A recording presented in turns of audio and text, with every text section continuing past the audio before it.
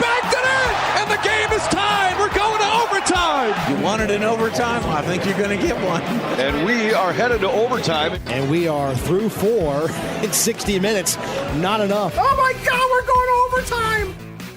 Welcome, everybody, to Overtime here on the Colts Audio Network. This episode of OT coming to you immediately after round 1 of the 2024 NFL Draft has concluded. I'm Matt Taylor here, joined by Rick Venturi. And we just got done again with the first round of the draft. We're at the Colts draft party tonight, which was at Top Golf up in Fishers. We had over 1,000 season ticket holder members here. A great night, but it's kind of empty now. It's just us, Rick, you and I, and Casey Valier kind of wrapping up here. But the big news of the night in terms of the Colts, with the 15th overall selection, the Colts drafted Laiatu Latu, defensive end out of UCLA. In fact, tonight he was the first defensive player off the board. You had to wait until the 15th pick to see a guy on that side of the ball go. Just your initial thoughts on him being the guy and the Colts choosing to go edge rusher over the likes of cornerback and wide receiver in the first round. That was a little surprising to me, but at the end of the day, I've talked to you about this many times.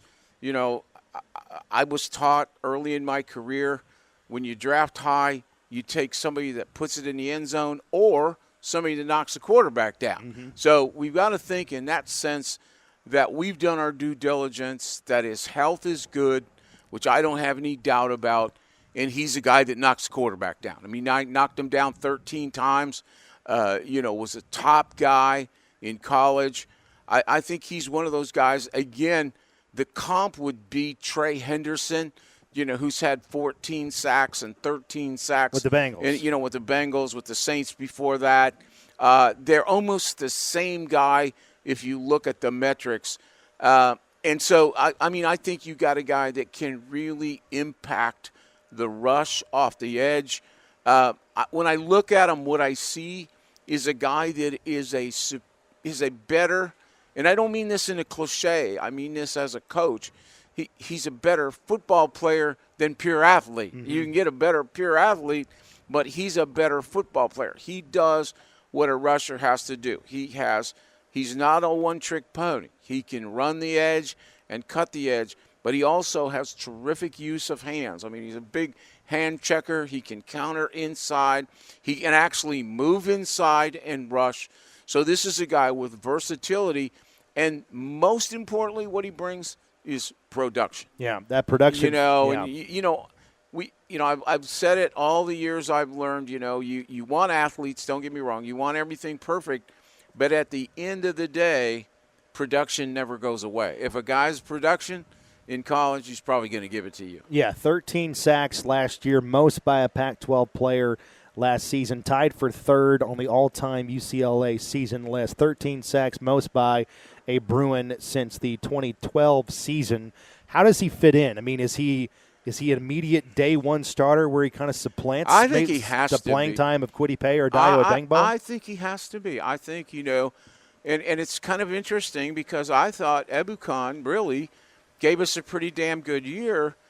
And I don't think you're going to play him at the power end. I think you're going to play him at the, what they refer to as the rush end or the speed end, mm-hmm. the Leo, because, you're not – Quity's not that guy. Quity's the power end, as is Deo. And Deo really is more effective when he moves inside. He's a good run player on the edge. But really where he's outstanding is inside as a rusher next to Buckner. Now, he's outstanding there.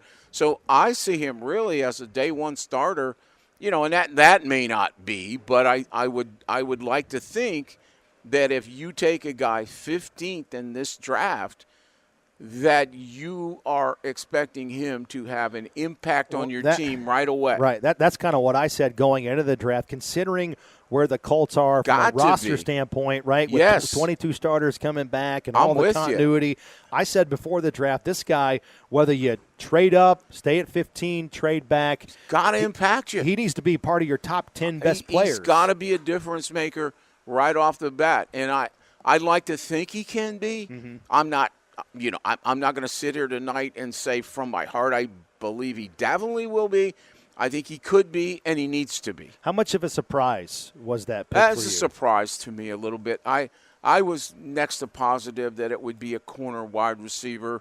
But, you at the end of the day, you go to the draft. The draft comes to you. You don't go to the draft. Right, and right. what I feel like is that they had him rated at a high level that they couldn't back down from it.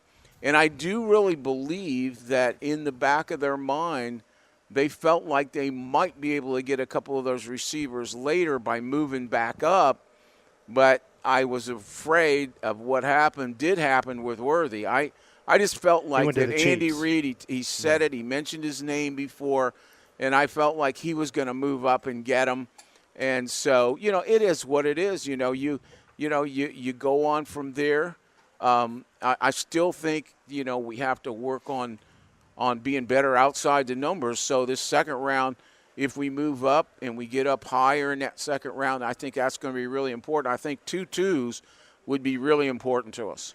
What about, because right around that neighborhood at 17, you had Dallas Turner go to the Vikings out of Alabama, and then at 19, the Rams pick up Jared Verse, another defensive end. He's out of Florida State. How did you have Laiatu in terms of how they stacked up against those guys in this class? I probably had Turner a little bit higher just because of a ceiling and maybe a little bit more explosive speed, but that was really in pencil. I have no trouble.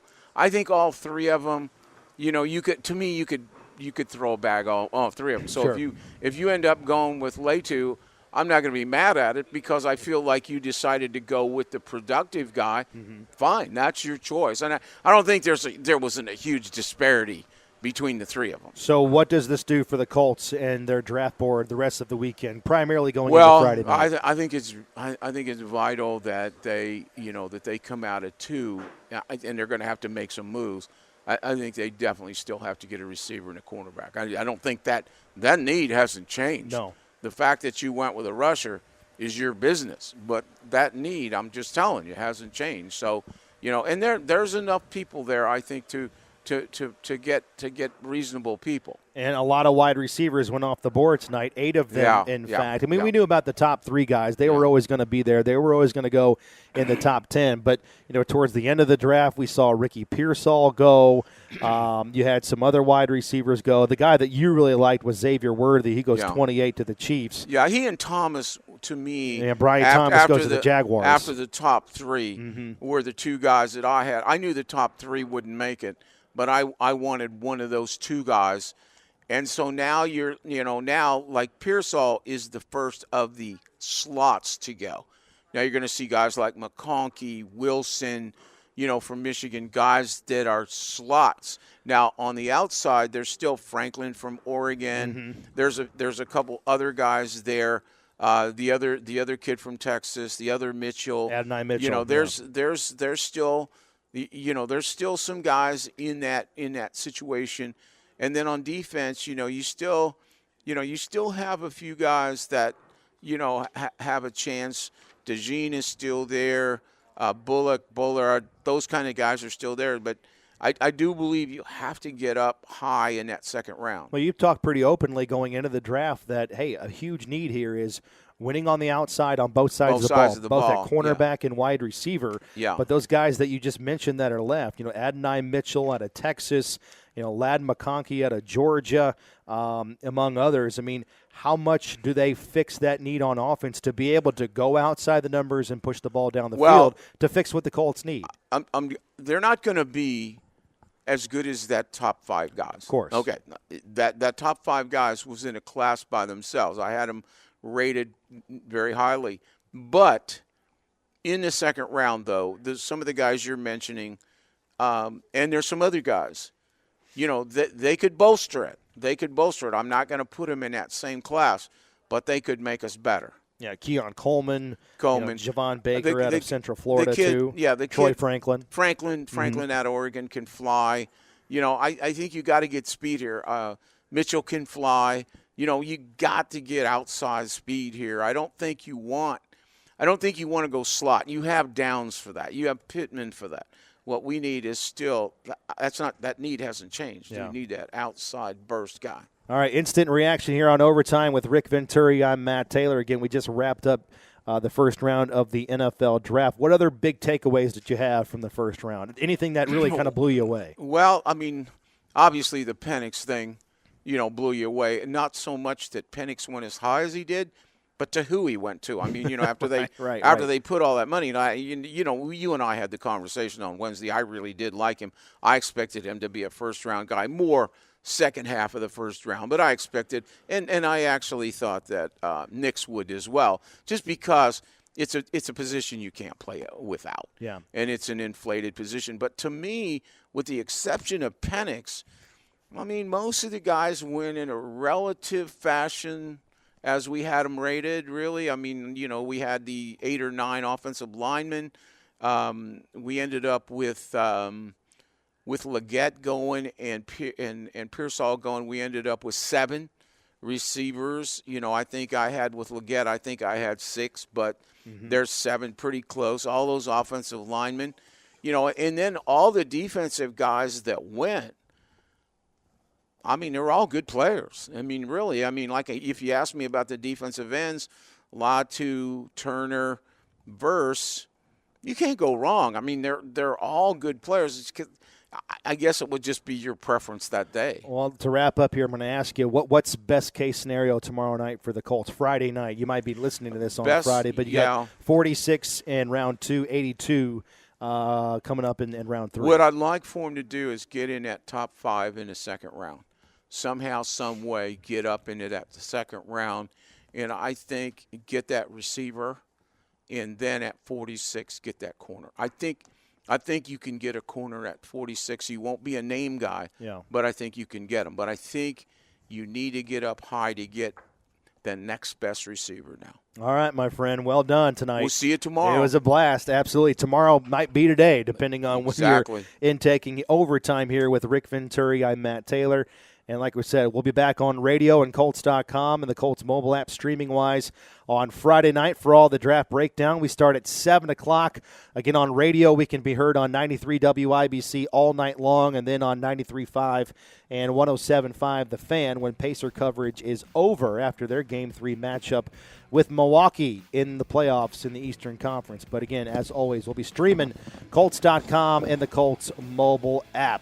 Again, for Rick Venturi, I'm Matt Taylor. Thanks for listening to Overtime following round 1 of the draft in 2024. Laiatu Latu is your pick by the Colts with the 15th overall selection. And we're back again tomorrow night, Friday night, following rounds 2 and 3 of the NFL draft with another Overtime. Until then, so long, everybody. Thanks for listening on Colts.com and the Colts Audio Network.